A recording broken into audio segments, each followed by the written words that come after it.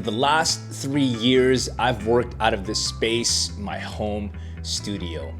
In that time, I've created almost 50 YouTube videos, almost 200 short form videos, recorded a ton of material, produced, mixed, and released 2 singles to streaming platforms. And in today's video, I'm gonna show you everything in this studio, from guitars, amps, to all my recording software and hardware, and even my camera and lighting gear. So let's ring in 2025 and crush our goals. Let's go.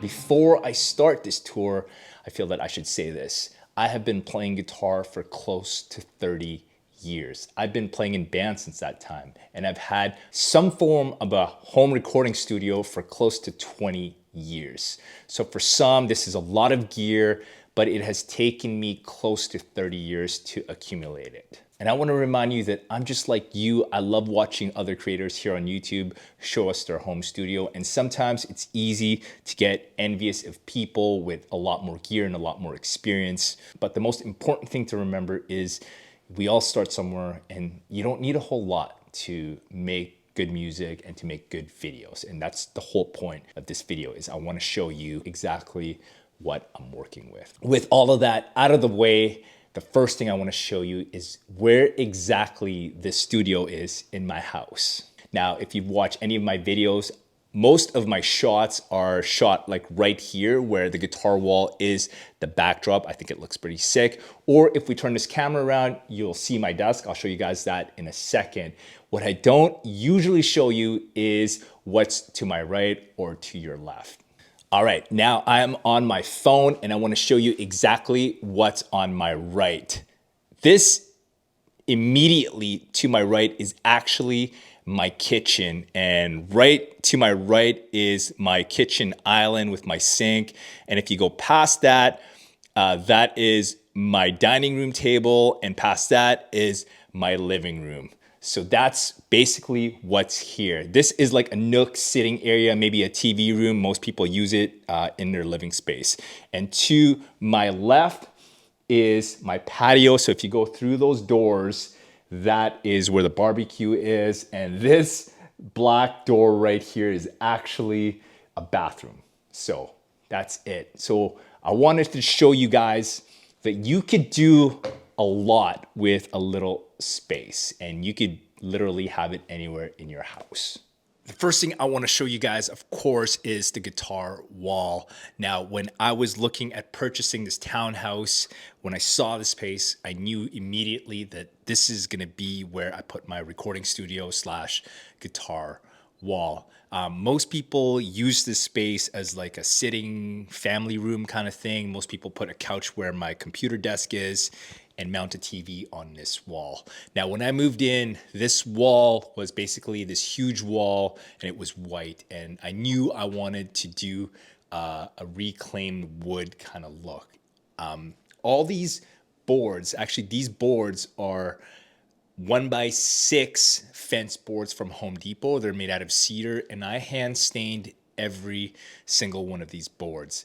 And if you are looking to do something like this, pro tip, I painted the wall behind it black because they aren't perfect boards. They don't stack up nicely, and there's a little bit of a gap in some of the spaces. And if you don't paint it black, you will see the white shine through. So I've wanted to paint this whole wall black so I don't have that white showing through. And I also wanted to paint the bathroom door black because I just thought it matched the aesthetics of the wall.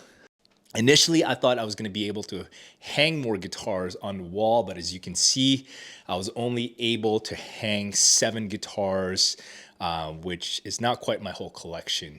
Now, there's 2 reasons why I hang guitars on the wall. Number 1, it looks cool. Number 2, basically eliminates friction between you and playing guitar. It just makes playing so much easier because one day maybe I'll just want to play a Strat and it's right there. I can just grab it. So the less friction, the less resistance to playing, the better for me. I do have a video about all my guitars. I'll link it down in the descriptions below, which actually I have to update later this year because I've actually sold a guitar and added two to the collection. But let's run through the guitars really quickly. So as you can see, there's 7 guitars on the wall. Let's start with the row of Gibsons. This is a 2016 Gibson Firebird. This is a 2016 Gibson Les Paul Standard, 2004 Les Paul Studio, 2013 Les Paul Melody Maker. Down below are my Fenders. This is a 2005 American Fender Strat. This is, I think, a 2012 Fender Starcaster. I have a video about that. I'll link it down in the descriptions below. And this is a 2012 made in Mexico Jazzmaster Blacktop, I believe. So those are the 7 guitars on the wall. I also have this Telecaster, which is an 06 made in Japan Telecaster. I have a made in Mexico P-Bass. I'm not sure the year of that. And this is the newest guitar in the collection. This was built by my friend Rick. Full video coming up on this guitar. Now let's run through the amps really quick. This is an EVH 5150 Iconic. This is a sleeper, great amp, the Marshall Origin 20. Great little amp. It has Marshall Plexi vibes.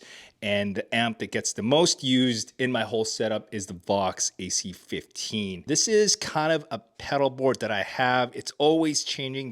This is what's on it right now. A couple overdrive and distortion pedals, power supply, small stone, and a Line 6. I love Line 6 pedals. So this one, yeah, this is kind of like a modular pedal board that I always have kind of kicking around. This little thing, the 2 Notes Torpedo Captor X, has been my secret weapon to the last 2 singles that I just released. And honestly, since I bought this thing, I've not mic'd up any of these amps. So basically what this thing is, reactive load box. So it takes the load of the amp, and then it has virtual cabs and IRs. So I use IR cabs, and this goes straight into my recording interface. So this thing is phenomenal, so great for my workflow, and it has saved me so much headache. And you can play loud late at night, so which is really cool. So I can't recommend this enough. So that was the guitar wall and all the amps. Again, directly across from the guitar wall is my computer recording rig. Let's start with the acoustic panels. These panels are from my old studio. I made these myself. And basically they are 2x4 lumber, just dimensional lumber you can get at Home Depot. Inside them is Rockwool Safe and Sound insulation, burlap in the back, and then wrapped with black speaker cloth. I know I'm gonna get roasted in the comments about the treatment in this room. Again, this is a room just off the side of my kitchen, so it's literally impossible to treat this room acoustically the way I wanna treat it. So it's by no means a professional recording studio, but I tried the best that I can. And that's the whole point of all this, is do the best with what you have and what you can, and this is literally the best. So unless you have any other options, comment down below if you have any other ideas on how to treat this room better. But basically, these outside ones right here are bass traps, and then these 3 in the middle are just to deaden the sound a little bit from where I am in the mix position. So that is basically my acoustic panels. The heart of this rig is, of course, my computer. I've been an Apple user since 2007 when I bought my first MacBook. The reason why I've been with Apple is because I started on GarageBand, which was my first DAW ever. And then I moved on to Logic a year after that in 2008. And to this day, I'm still an Apple user. I have a 2023 Mac Mini M2. It's kind of the mid-tier version, I believe. It's got 16 gigs of memory, and it went big on the hard drive. I have a 2 terabyte hard drive. I went big on the hard drive because I use Logic Pro and all my plugins and all my software program is in the computer, but I do edit with SSDs because I want to keep my machine running as long and as fast as possible. I had my last Mac Mini, which was 2014, for almost 9 years. So I'm hoping to get as much mileage as this one as my old one. Again, one of the reasons why I use Apple products is my DAW is Logic Pro. I love it, super easy, and I love that it's native to the computer, so I've rarely had any issues with that DAW. And also my video editing software is Final Cut Pro.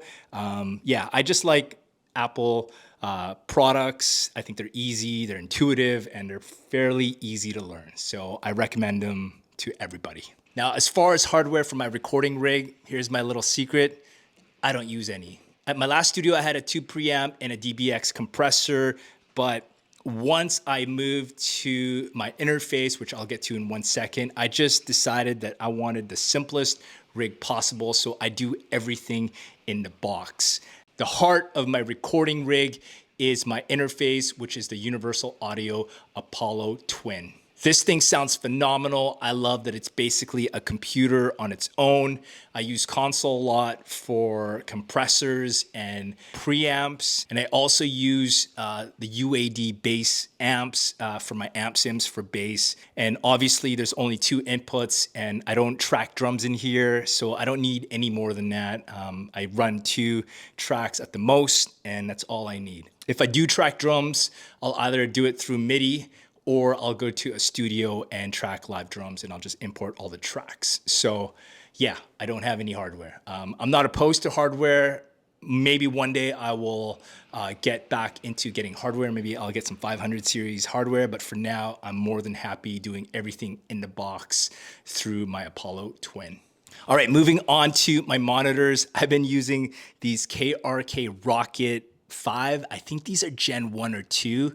I bought these used. My ear just got so used to them that I'm almost afraid to switch to another monitor system. Again, this room is not treated the best, so I only kind of use them, I guess 50-50, but I do most of my mixing with headphones. I know people are gonna talk shit about me, but that's the way I work in this space. I also have my first monitors ever. These are the M Audio MV30s, just to kind of use another reference when I'm mixing a song. So yeah, I like to have two types. So I mix with headphones, and then I use the Rockets, and then I use the M Audios. From microphones, I've gotten rid of my cheap mics. I had Audio-Technica AT 2020, which I recommend, which is a great $100 microphone, but I just recently got rid of that. I got rid of some Behringer mics.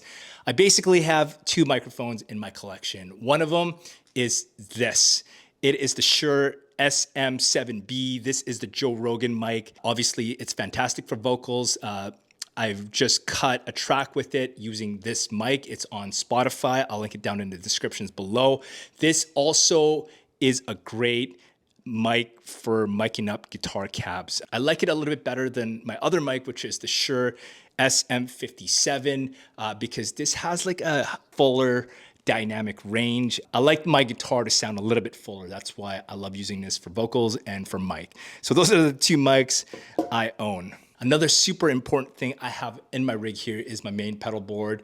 I do have a video about this. I'll post it down in the descriptions below. Here's a quick shot of it. The most important component of it has been the HX Stomp from Line 6, which basically I use for most of my amp sounds when I just want to throw something down real quick if I don't want to set up the amps. But I recently got the Strymon Iridium, and I've incorporated it into this pedal board. And lately, this is the amp sounds I've been using for all of my demos. I love Vox sounds, and this thing does it really well. It also does the plexi thing really well. So this is my main board. It lives on my desk 99% of the time, and it sounds fantastic. The last thing I have in the setup is my drawers. This is basically where I keep all my pedals, where I keep most of my camera gear and all my wires, junk drawer. I'm not gonna go through all my pedals because that can be a video on its own, but basically this whole rig is what powers all my songs that I record and all the videos that I shoot. And speaking of videos, let's go on to the cameras. All right, let's talk cameras. Now I'm gonna say this: if you are not making content because you are waiting to save up to buy that camera, or you're just stressed that you don't have the right camera, well, I'm gonna tell you this: you have the best camera in your pocket right now. That's right, you have your phone. Most phones these days can shoot at 4K, 24 or 30 frames per second. Some can even shoot 60 frames per second, which is a crazy rate, and you can slow that footage down. Anyways, the point of this is you can start with your phone now. It's all that you need. I started this journey with this exact phone, which is the iPhone 15. Go check out my Instagram page. If you scroll all the way down at the bottom, I think my first, 10 or 15 videos were shot with this phone. So your phone is more than capable of making great looking content. But when it was time to upgrade from my iPhone, I decided to go with Sony. I've been shooting with Sony for the last couple of years. My first Sony camera was the Sony A5100, which is a crop sensor camera. And then I went to a full frame, and my first full frame camera is this. This is the Sony A7C Mark I. I can't say enough great things about this camera. This is the camera that basically started to level up my content. It's a little bit older now, but it's more than capable of making great content. So if you are looking into a full frame camera and looking for a Sony, you can get these used on the used market. I've seen them as cheap as $1,500, and I know that is a lot of money, but for $1,500, this is a really great camera. But since this camera, I've upgraded to a Sony ZV-E1, which I shoot all my content on. I'm shooting this segment right now. I don't know why this is not coming in focus. There we go. So I am shooting this right now with the Sony ZV-E1. This camera is a beast. It's not cheap, but it is a fantastic camera. It's got great features. I don't even use half of the features. I don't do any log shooting or anything like that. I don't color grade. I go straight out of camera, and the pictures just look fantastic. For lenses, currently on this camera, I'm using a Sony 35 1.8 millimeter. It's a great lens. It looks fantastic, great on low light, and it has a 1.8 aperture, so it gets that nice blurry background. I also have been using this bad boy a lot. Can you guys see that? This is a Tamron 17 to 28. So this is a little bit wider in terms of its focal length. This is my vlogging lens. It goes all the way down to 17, which is super wide. And it's pretty good on low light, 2.8 aperture on this one. I also have a nifty 50, which is a 50 millimeter 1.8. It's kind of like the first prime lens that most people get, and that's exactly what I did after I upgraded from the kit lens. So that's basically all my camera gear. I also want to touch up on some mics. All of my videos you probably have seen, I'm wearing this. This is the Rode Wireless Go 2. It's a great mic. DJI also makes a great wireless mic. People can watch a bad video with good audio, but watching a good looking video with bad audio is just unwatchable. So get yourself some nice microphones if you are gonna make content. It's just part of the game. For lights, my key light is the Amaran 60X. Before this light, I used a cheaper brand, which I picked up on Amazon. I won't say which one, but that light was not very good. I went through 3 of them. One time it died, and 2 other times I literally dropped it, not from like a very tall height or anything like that, and it cracked. So if you're gonna invest in any equipment, I suggest getting the best quality you can get. And man, getting cheap stuff, it's just not worth it. You get what you pay for, and I learned my lesson 3 times when I broke my key light. Other lights I use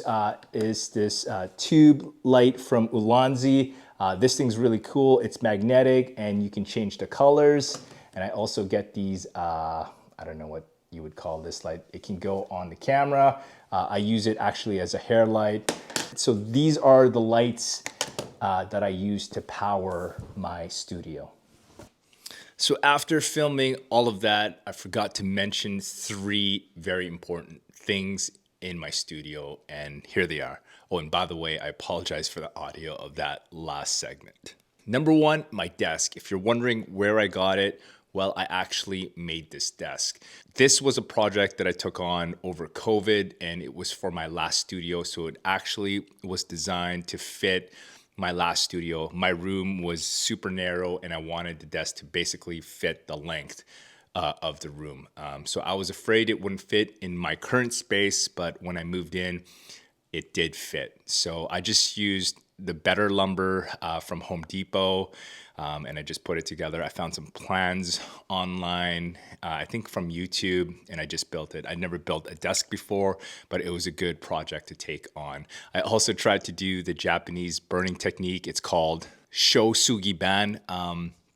Yeah, I didn't do a very good job of it. It just looks like the desk has been burnt. Anyways, lesson learned for my next one. I'm gonna try to do a better job of doing the Japanese burning technique because it does look very cool. Number 2, the headphones that I use, and I've been using it for probably close to 10 years at this point, is the Audio-Technica ATH M30X.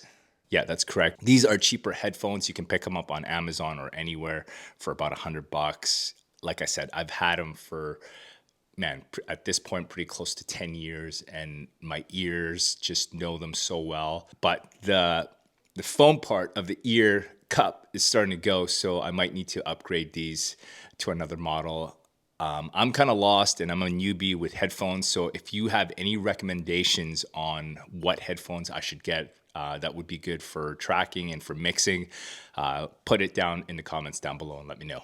And the last thing I should mention is the Mac Mini requires more ports because it just doesn't come with enough. And so I had to get a USB hub with all the ports. And I picked up the Satachi from Amazon. I'll show a picture of it right here.